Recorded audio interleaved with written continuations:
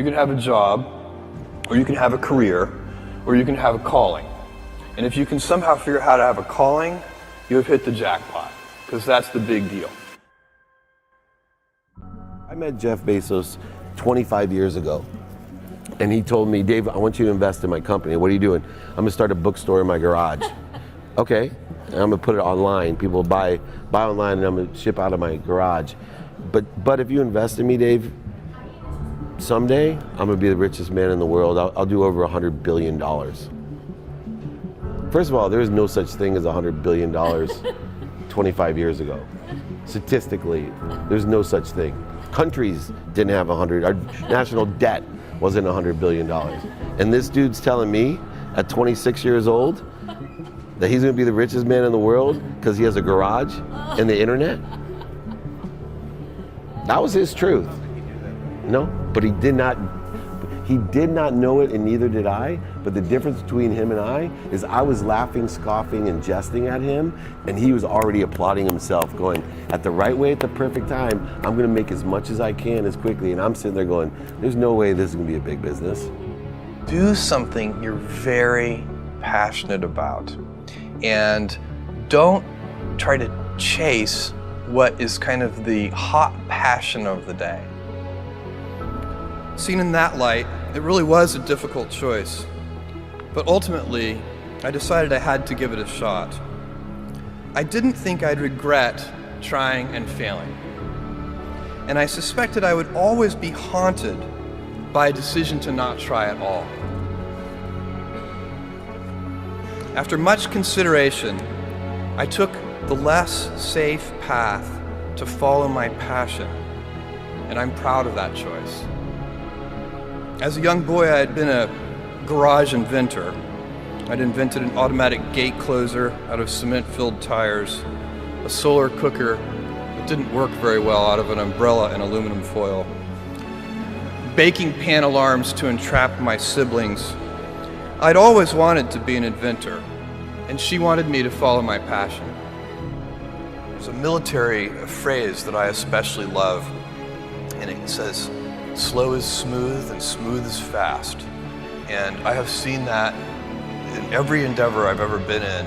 That's the kind of thing that really allows you to make progress. You know, you get certain gifts in life and you want to take advantage of those, but I guess my advice on adversity and success would be to be proud not of your gifts, but of your hard work and your choices.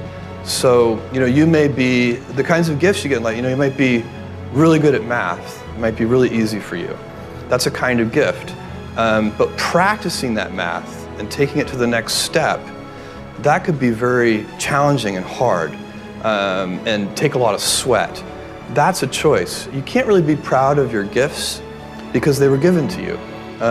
You can be grateful for them and thankful for them. But your choices, you choose to work hard.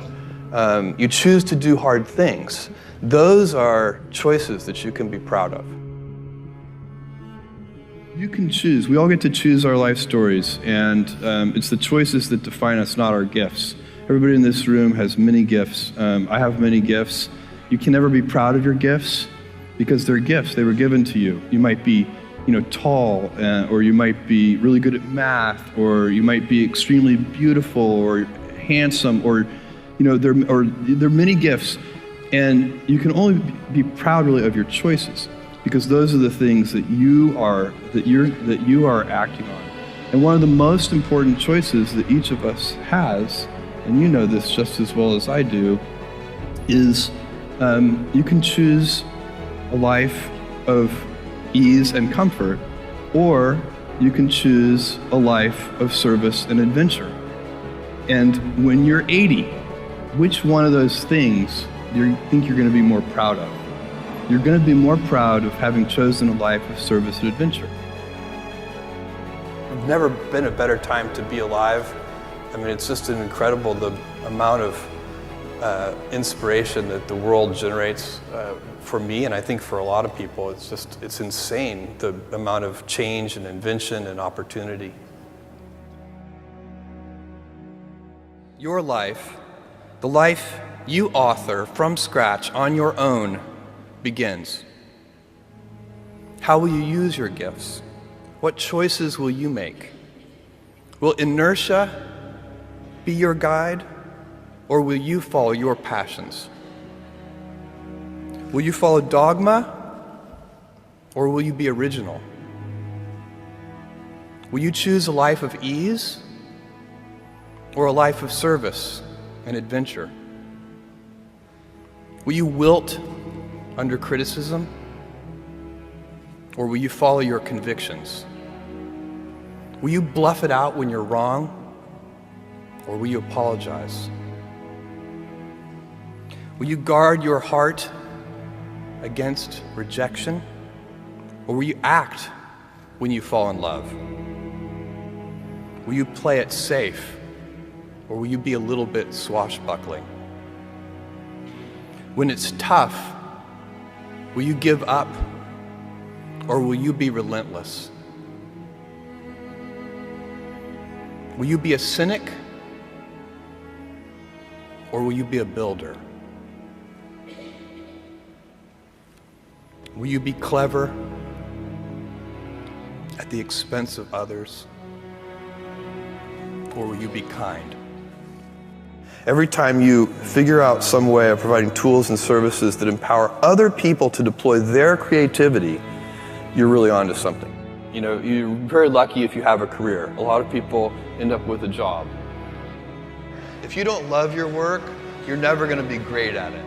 Jules Verne, Mark Twain, Galileo, Newton, all the curious from the ages would have wanted to be alive, most of all, right now.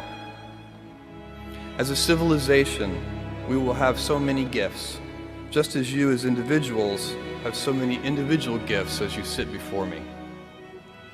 How will you use these gifts? And will you take pride in your gifts or pride in your choices?